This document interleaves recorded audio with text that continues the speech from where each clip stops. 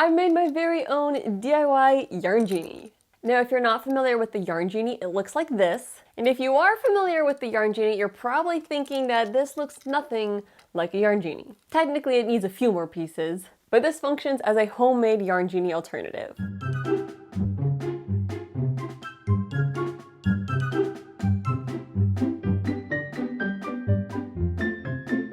Let me give a little bit of background here. The Yarn Genie is a product that holds yarn, and it allows you to easily crochet with the yarn working from the outside strand of the skein. It's been a bit of a trendy product for a little while, and it is a pretty cool little gadget. However, I am more of a center pull yarn kind of girly. That's why I love my stand-weight yarn winder. So I'm someone who cakes most of my yarn and works from the center. But when I go to wind yarn from a skein into a cake, sometimes I can't find the center strand of the skein. And in that case, I have to pull from the outer strand, and that can get a little bit messy, and the yarn can go flopping all over the room. With that in mind, I started thinking about, should I get a Yarn Genie or not?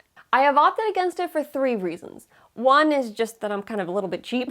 2 is that I don't want to have another crochet gadget to store. And 3, there's a few things I don't like about the Yarn Genie. 1 being you're limited to how big of a skein you can use on it, and 2, that you have to place it on a flat surface.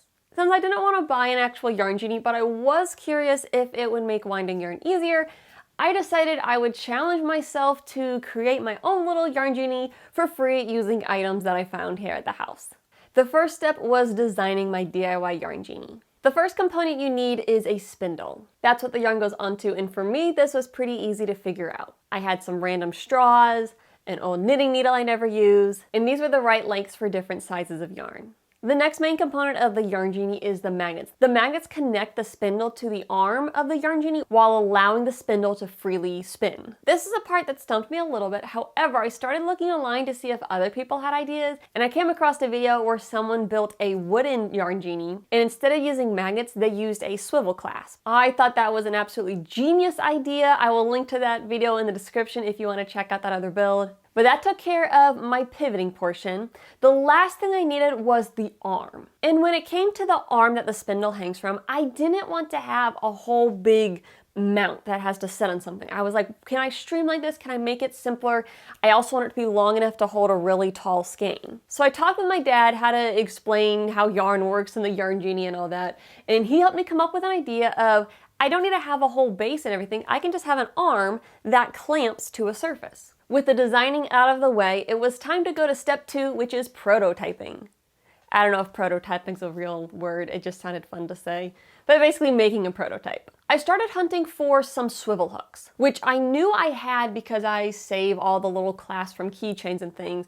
I dug around, it took me forever to find them, and then when I finally found them, I realized that I had a whole bag of lobster clasp swivels that I had bought off Amazon. That's what I ended up going with because those seemed to work the best. I also needed some eye hooks, both to attach the swivel clasp to the arm and then to attach to the spindle so the spindle can attach to the clasp. So I raided my dad's workshop barn and poked around and found some things that would work. The spindles, as I already mentioned, I use a straw for the one and a knitting needle for the longer length. Both of these needed a hook that the swivel clasp could connect to. So again, it was raiding the workshop barn and I found some little pieces that I kind of helped myself to. Thanks, Dad! And I used a bit of E6000 to attach them to the end.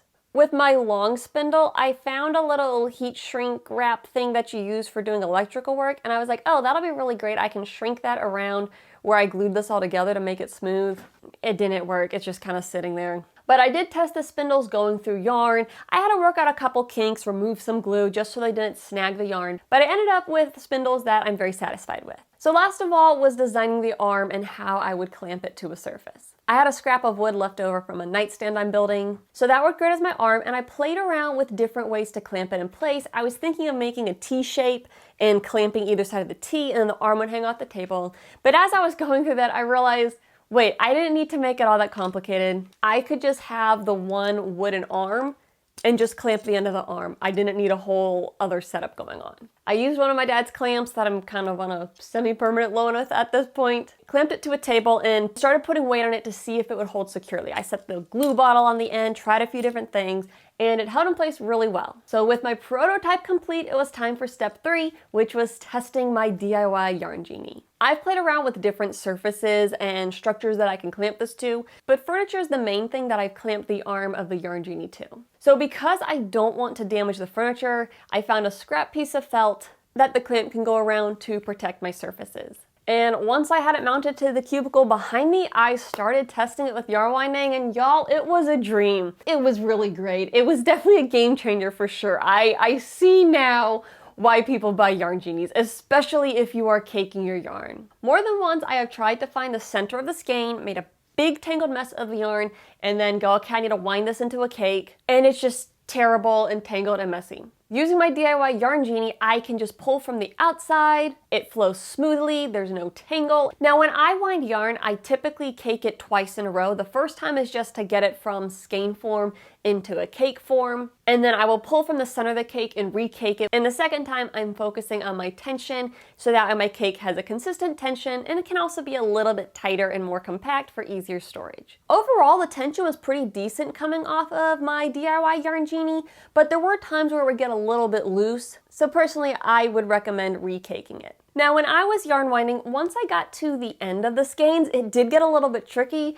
because instead of being a firm solid skein, it kind of gets a little floppy at the end. And as the spindle is spinning, the yarn's kind of flopping all over. But even with that, I got pretty much to the end of my yarn cake where it wasn't a big deal if I had to take it off the spindle, drop it on the floor, and cake those last few yards.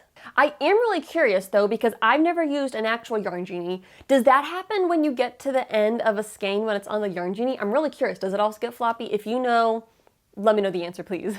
I tested with both spindles and both spindles worked awesome. Now that I've tested my prototype and kind of have a proof of concept, I set about with step 4, which is the final step, and that was improving my design. And yeah, I'm gonna be honest, it didn't go so hot from here. The main improvement I've made is having a better base for the spindles. For my prototype, I was just using a paper plate that I had cut a notch into. I've since upgraded to using a plastic lid.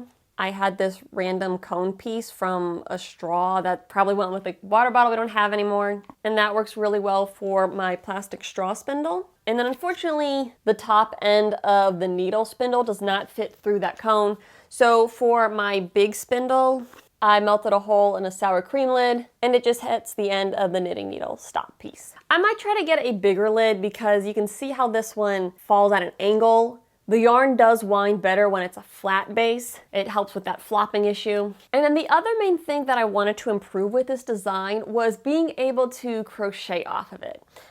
Yeah, that was kind of a massive disaster. Crocheting off of it only works like 50% of the time, and the other 50% of the time, it just gets hung up and the swivel doesn't want to spin. I did a lot of testing. I added a weight to the bottom. I minimized the amount of pivot points by gluing some of the hooks together. I tried different skeins and sizes and types of yarn. And ultimately, I gave up. I could not get it to spin smoothly while I was crocheting from it.